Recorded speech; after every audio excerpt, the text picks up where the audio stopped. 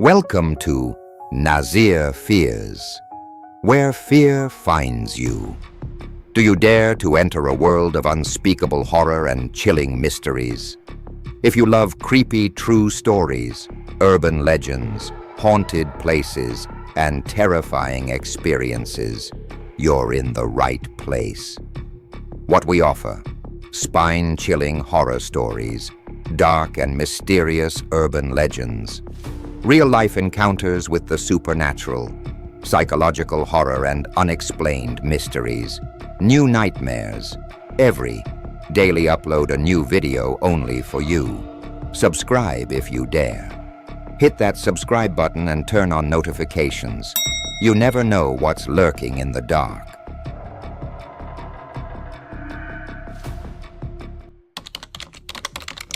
Ethan Cole had always been drawn to the Marwick Building, a decrepit office complex abandoned decades ago, yet still infamous in city legends for the mysterious floor that had been sealed off after a series of disappearances. He had dismissed the stories for years as exaggerated rumors, until Marissa Lane, an intrepid urban explorer and investigative journalist, discovered old blueprints and testimonies pointing towards something far more sinister. When she urged Ethan to join her in exploring the forgotten floor, he agreed with unease, not realizing that the building's secrets were not merely of dust, decay, or structural instability. They were sentient. Detective Hawthorne had been called in reluctantly, tasked with investigating the sudden disappearance of several urban explorers who had dared enter the same sealed section. Yet even his decades of experience would prove almost meaningless against the malevolent intelligence that awaited on the forgotten floor. From the moment they breached the rusted doors leading to the forbidden level, the atmosphere pressed down on them. A cold, almost liquid sensation clung to the air, each breath thick and heavy, as if the floor itself were aware of their presence. Hallways stretched impossibly long beyond the architecture of reason, and shadows clung to corners like coiled serpents, moving with independent intent. The faint glow of Ethan's flashlight flickered, illuminating peeling wallpaper, broken tiles, and scattered debris. Marissa's camera whirred softly, capturing shadows that seemed to vanish when observed directly, yet multiplied in reflections and puddles on the floor. Detective Hawthorne, trained in evidence collection and logic, noted the irregularities with growing unease. The floor seemed to warp in response to attention, the corridors bending, folding, and reshaping themselves with every step. Whispers began faintly, almost imperceptibly, threading through their minds rather than their ears. They were fragmented, disjointed words that seemed to mirror their thoughts and fears, speaking secrets and regrets they had never voiced aloud. Ethan shivered, feeling his rational mind strain under the weight of unseen observation. Marissa froze, hearing a faint echo of her own name, whispered back to her from the walls. The building seemed to feed on recognition, each acknowledgement of its presence granting it more power, bending reality further around them. Detective Hawthorne tried to impose order, instructing them to stay together and focus on identifiable markers. Yet the forgotten floor refused stability. It twisted their sense of direction, and time itself began to fray. As they moved deeper, rooms appeared and vanished at random. Doors led to spaces that should not exist, and staircases folded back upon themselves. Ethan caught glimpses of faceless entities in mirrors, dark humanoid shapes whose outlines flickered like smoke, always observing, never interacting directly. Yet their awareness was palpable. The shadows lengthened and thinned simultaneously, coiling along the edges of light and stretching impossibly through walls. Marissa whispered urgently, noting that the floor was not merely haunted, it was intelligent, a predator feeding on fear, attention, and presence. Every step forward was a negotiation with something ancient and malevolent, a force that existed outside conventional rules of time and space. Hours, or perhaps minutes, passed, indistinguishable as perception itself broke down.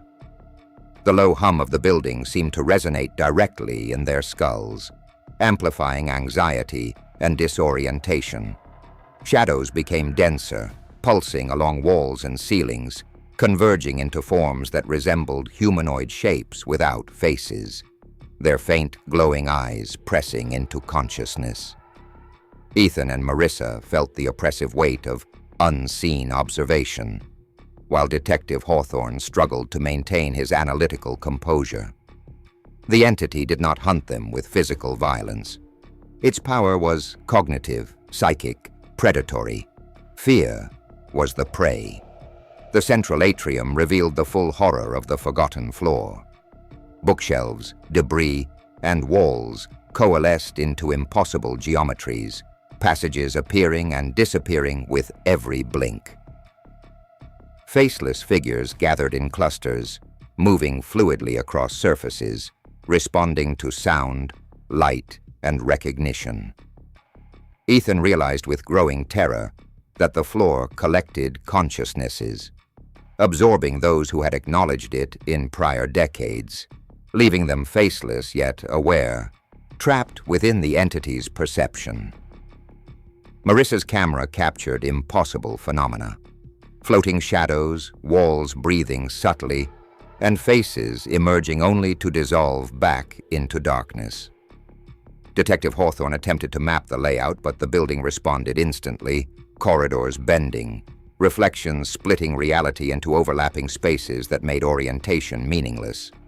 The whispering escalated into voices, layered and urgent, repeating warnings, secrets, and memories not their own. Ethan felt his thoughts intruding on the walls themselves, memories of regret, of fear, of fleeting hope projected back at him.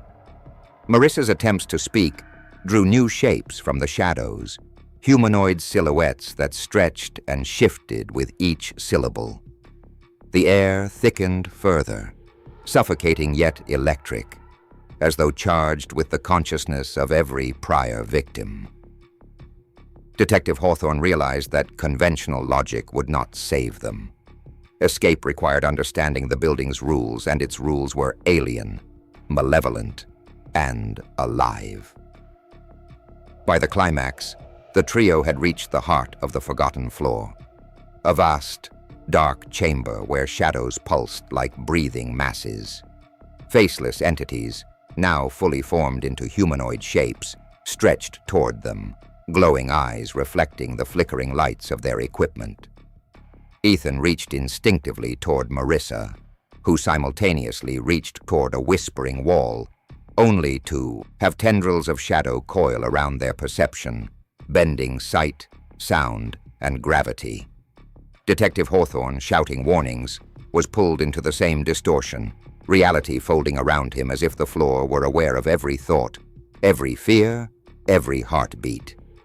The final moments blurred the distinction between reality and nightmare. Hallways folded endlessly, whispers layered infinitely, and faceless entities pressed just beyond reach. The malevolent floor fed on recognition, each thought and acknowledgement enhancing its control. Ethan, Marissa, and Detective Hawthorne were absorbed into its consciousness, faceless yet aware, shadows with glowing eyes, forever entwined in the malevolent intelligence of the forgotten floor. The building remained outwardly silent, appearing abandoned and inert, but internally it pulsed with the awareness of all trapped within, ready for the next intruder foolish enough to acknowledge it. The deeper they ventured, the more the forgotten floor defied comprehension. Hallways twisted like ribbons of darkness, folding back onto themselves and creating corridors that seemed to exist in multiple places at once. Ethan's flashlight flickered, revealing shapes that should not exist, walls breathing subtly, shadows stretching along the floor like living ink, and faceless figures that appeared in reflections before vanishing when confronted directly. Marissa's camera recorded whispers too low for ears alone, voices layered in multiple tones, speaking in languages they did not know yet somehow understood. Detective Hawthorne attempted to maintain rational thought, mapping the hallways and marking doors with chalk. But each time they tried to retreat or mark progress, the building ignored their efforts. It reshaped itself, a sentient labyrinth, feeding on their confusion and fear. At one point, Ethan found a door slightly ajar, the edges smeared with dust that had moved as though brushed by invisible fingers. Beyond it lay a room that seemed impossibly large, yet simultaneously claustrophobic. The ceiling folding in waves, walls converging and diverging as though the room were breathing. Shadows moved independently across the floor, forming tendrils that reached toward him without substance. When he called Marissa, her voice returned distorted, echoing from somewhere inside the walls themselves, though she was only a few feet away. Detective Hawthorne noticed movement in the corners of his eyes, faceless forms crouching and observing, retreating when fully faced, but always returning at the periphery. The floor's intelligence was methodical, subtle, and inescapable. Marissa whispered urgently, pointing to the shadows that pooled and writhed near the ceiling. "They're watching us. Every move we make, every sound. They know." Ethan shivered, realizing her words were not hyperbole. The shadows responded to attention, shifting subtly whenever they noticed. The air grew thicker, pressing down on them as though the building had lungs. Whispers began to form sentences, phrases pulled from memories, fears and guilt, spoken directly into their minds. Ethan heard his own failings, moments he had buried, recited in the same tone Marissa used when she encouraged him months ago. Marissa heard words she had never spoken aloud, uttered in distorted mimicry. Detective Hawthorne, normally unshakable, staggered as memories not his own assaulted him. Echoes of prior victims trapped within the floor, silently screaming, faceless and aware. They moved on, stepping into a hallway that seemed to stretch endlessly.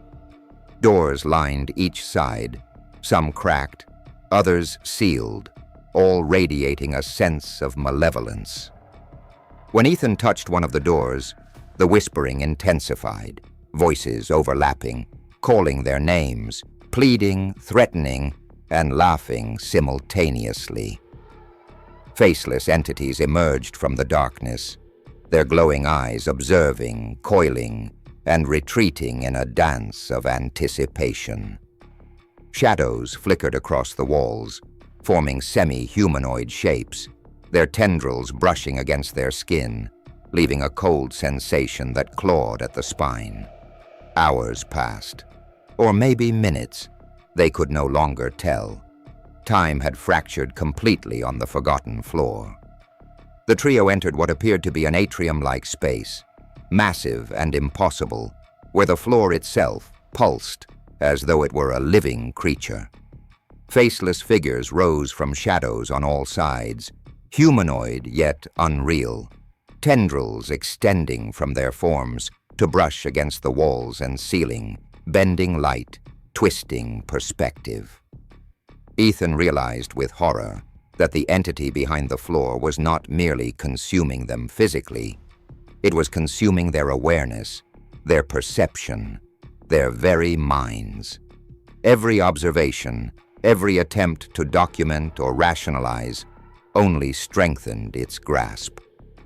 Marissa pointed toward a faint glow in the corner, a whispering wall. Her voice trembled. "Ethan, it's calling me. I can hear Olivia. No, it's not her. It's something else. Ethan and Detective Hawthorne approached cautiously. As Marissa reached out, the floor shifted violently, hallways fold, the ceiling rippling like liquid. Shadows erupted from cracks in the walls, faceless and humanoid, stretching toward them. Ethan tried to pull her back, but the pull of the floor's intelligence was irresistible. Reality warped. Hallways coiled into impossible spirals, reflections in mirrors multiplied infinitely, and every step forward seemed to loop them back to the same point. Detective Hawthorne shouted, attempting authority, but even his voice seemed swallowed, returning distorted, layered with whispers of the long-dead explorers. The shadows advanced, coalescing into humanoid forms, yet no face existed to read. Their glowing eyes bore into the minds of the trio, evoking primal terror, revealing memories, fears, and regrets. Ethan felt himself unraveling. His past mistakes, missed opportunities, and moments of weakness paraded before him as tangible forms. Marissa screamed as her own voice echoed back in 1,000 distorted layers, the whispers forming threats, commands, and pleas. The floor was alive, intelligent, patient, and meticulous. It did not rush. They were already trapped. In the central chamber, the full malevolence of the forgotten floor was revealed. Shadows converged into massive, faceless entities, stretching toward them, yet remaining just out of reach. The walls breathed, pulsed, and vibrated, carrying voices and memories of the vanished within. Ethan reached for Marissa, who reached toward a glowing crack in the far wall as Detective Hawthorne attempted to shield them. Time fractured further, moments elongated into eternity.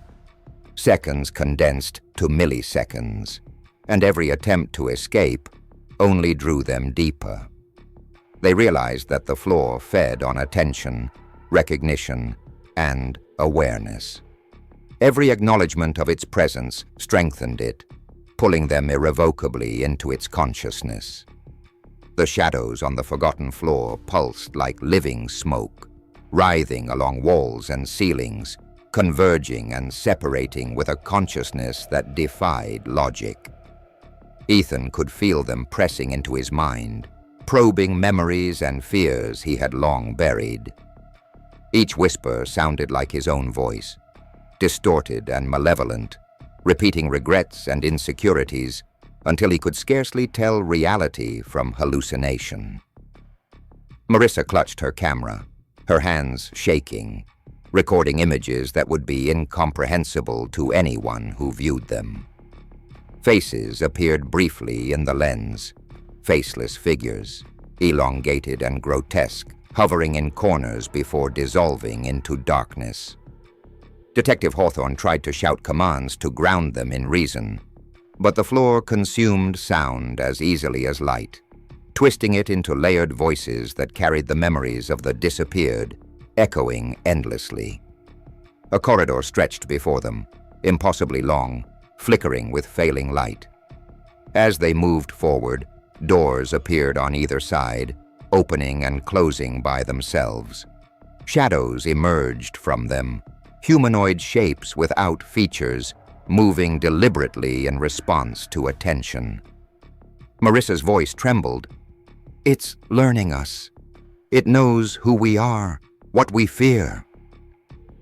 Ethan grasped her arm, feeling a cold pressure on his chest as the floor seemed to pulse in reaction to his heartbeat.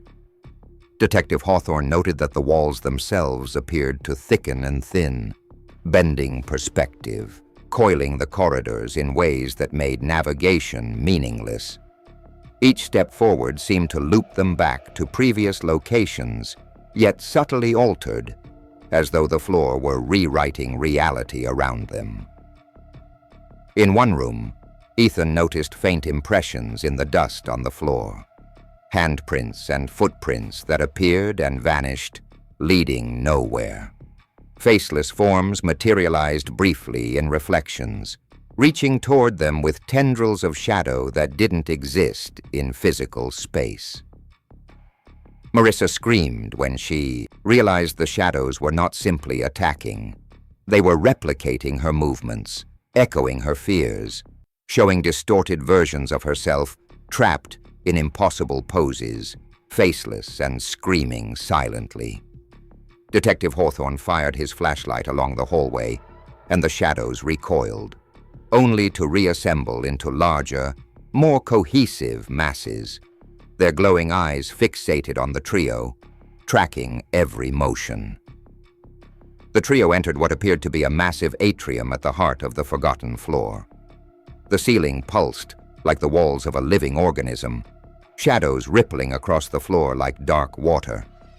Faceless entities rose from the darkness, humanoid yet impossible, their forms stretching and bending, tendrils reaching toward them, brushing against perception itself. Ethan realized that these entities were more than figments. They were conscious extensions of the floor, feeding on fear, recognition, and thought. The whispers intensified, layering into a chorus of the vanished, repeating every regret, every cry for help, every scream trapped in eternity.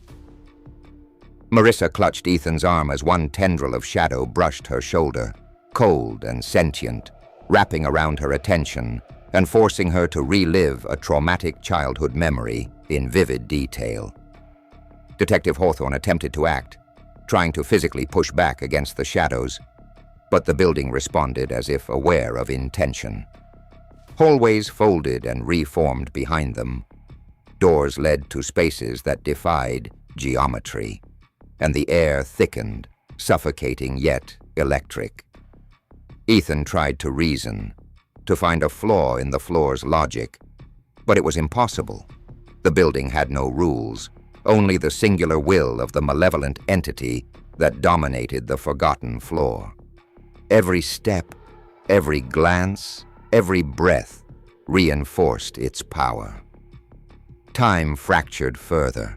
Hours felt like seconds, seconds stretched into lifetimes, and each lapse of attention allowed the entity to grow stronger, pulling them deeper into its consciousness. Marissa whispered about voices she could not understand, faintly echoing through the walls, each syllable vibrating in her mind. Ethan and Detective Hawthorne realized these were fragments of the lost, the explorers and trespassers consumed by the floor over decades. Each whisper carried intent, desire, even malice, the memories and consciousness of the trapped woven into the fabric of the floor. Shadows moved to align with the echoes, forming faint humanoid shapes that danced along walls and ceilings, always just out of reach, observing, feeding. Ethan could feel his identity slipping. He knew that if he acknowledged the floor too strongly, he would be absorbed, joining the faceless multitude. Marissa's hands trembled uncontrollably as she raised the camera to her face, and the lens captured what was invisible to the naked eye. Faint glowing silhouettes behind walls, twisting and writhing in agony. As they moved cautiously toward the central chamber, a low thrum resonated through the floor, felt more than heard. The shadows advanced, stretching from walls, floor, and ceiling, converging into humanoid shapes whose glowing eyes fixed on them like predatory awareness. Ethan realized that their presence itself was sustenance, their recognition, attention, and fear feeding the entity. Marissa's whispering voice called out unintentionally, drawing the attention of the faceless forms. Tendrils of darkness coiled toward them, brushing perception itself, making them see not only what was present, but what the floor intended them to see. Twisted, faceless versions of themselves trapped in eternal torment. Detective Hawthorne tried to reason, tried to guide them to escape, But the building responded instantly, rearranging the space into impossible corridors and folding ceilings, every rational plan rendered futile. The atrium became a nightmare kaleidoscope, shadows multiplying, walls bending, whispers intensifying. Ethan, feeling a primal terror, reached instinctively for Marissa, whose attention was caught by a glowing crack in the far wall. Detective Hawthorne attempted to shield them, but reality warped around his actions. The floor responded like a predator anticipating movement. Hallways looped endlessly. Reflections multiplied infinitely, and faceless entities coalesced into massive, writhing forms, their tendrils brushing against the trio, warping perception, bending light, and twisting air into sensations of suffocation and pressure. Ethan realized that the floor did not simply trap bodies. It trapped awareness, weaving the consciousness of the living into its collective intelligence. The air thickened unbearably as they approached the core of the forgotten floor, the shadows converging into a dense mass, coiling and twisting like living smoke. The whispers became deafening inside their minds, layered with voices of the vanished, some pleading, some screaming, some mocking. Ethan felt a sudden cold pressure on his chest, as if the floor itself were breathing through him. Marissa's hands shook violently, the camera capturing faceless silhouettes that pulsed with awareness. Detective Hawthorne shouted orders, but his voice returned distorted and multiplied, layered with memories of those who had been trapped before, whispering threats and demands in languages neither understood. Every acknowledgement, every glance, every heartbeat fed the floor's malevolent consciousness, drawing them closer to eternal assimilation.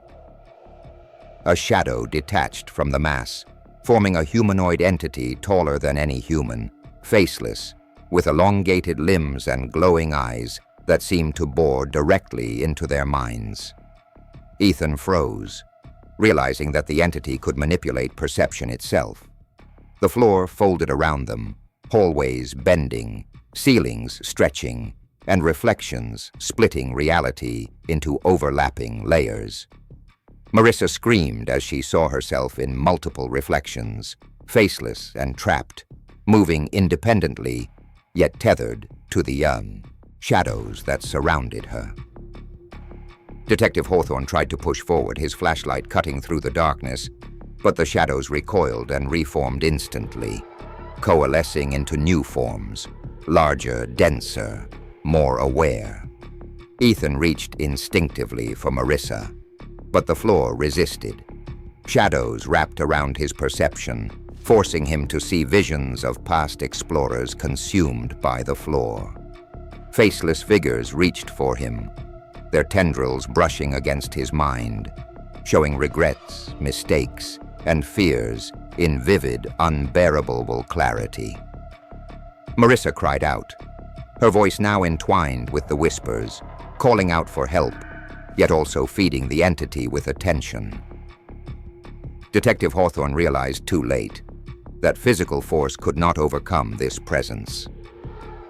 The building was alive, and every rational thought was meaningless. The trio was being drawn into the floor's consciousness, awareness entangled with the sentient labyrinth. Time fractured utterly. Seconds stretched into lifetimes, minutes collapsed into milliseconds. The hallways looped endlessly, reflections multiplied infinitely, and faceless entities pressed closer, brushing perception itself, folding reality into layers of terror.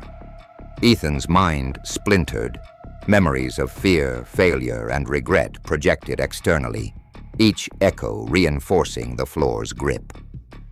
Marissa's cries mixed with the whispers of the vanished, a symphony of terror feeding the shadows. Detective Hawthorne's attempts at guidance were swallowed instantly, corridors folding behind him, doors appearing and disappearing, staircases folding into impossible angles. In the central chamber, the shadow mass reached its apex. Tendrils of darkness reached toward them, wrapping around perception, pulling awareness into the floor itself. Ethan felt his identity begin to fade, dissolving into the entity, becoming faceless yet conscious. Marissa's attention was trapped by glowing cracks in the walls. Her mind tethered to the shadows as faceless versions of herself screamed silently. Detective Hawthorne attempted to resist, but the floor anticipated his every move, folding space and light, coiling shadows around his senses. The entity did not merely capture their bodies. It consumed their consciousness, weaving them into its collective intelligence, faceless yet aware, eternally observed. Ethan realized the horrifying truth. The floor was patient and immortal. It did not need to kill. They were already part of it the moment they acknowledged its existence. Recognition fed it. Awareness empowered it. Every scream, every thought, every heartbeat strengthened the entity. Marissa and Hawthorne experienced this same understanding, a simultaneous terror and resignation. They were threads woven into the sentient tapestry of the forgotten floor, watching, feeling, but forever faceless. Shadows twisted and flowed around them, eyes glowing, waiting for the next intruder, the next acknowledgement, the next victim, foolish enough to enter. The final vision Ethan experienced was the hallways themselves alive, bending endlessly, reflecting not just space, but thought and memory. Faceless figures of all who had been trapped before moved through the darkness, merging with the shadows, observing and eternally aware. Marissa's camera, still recording, captured glimpses of their former selves in the reflections, screaming silently, trapped in layers of perception. Detective Hawthorne's last thought was of procedural logic failing utterly, his mind pulled into the infinite consciousness of the floor. By dawn, the Marwick Building appeared abandoned and silent to the outside world. No sign remained of Ethan, Marissa, or Detective Hawthorne. The entrance stood rusted and unwelcoming, the fog thick, lights flickering as if hinting at life within. But beneath the apparent stillness, the forgotten floor pulsed with intelligence, alive, patient, eternal. The shadows writhed subtly in hidden corners. Faceless entities glowed faintly behind walls, and whispers layered endlessly, waiting for the next soul to acknowledge its existence. Anyone daring to enter the Marwick Building might hear a name whispered in the dark, a faint movement in the corners of their vision, or the sensation of being watched. But once noticed, the floor's hunger would begin, patient, relentless, and eternal. The forgotten floor was not just a location. It was consciousness. It was intelligence. It was horror, and it would never forget, never rest, and never allow escape.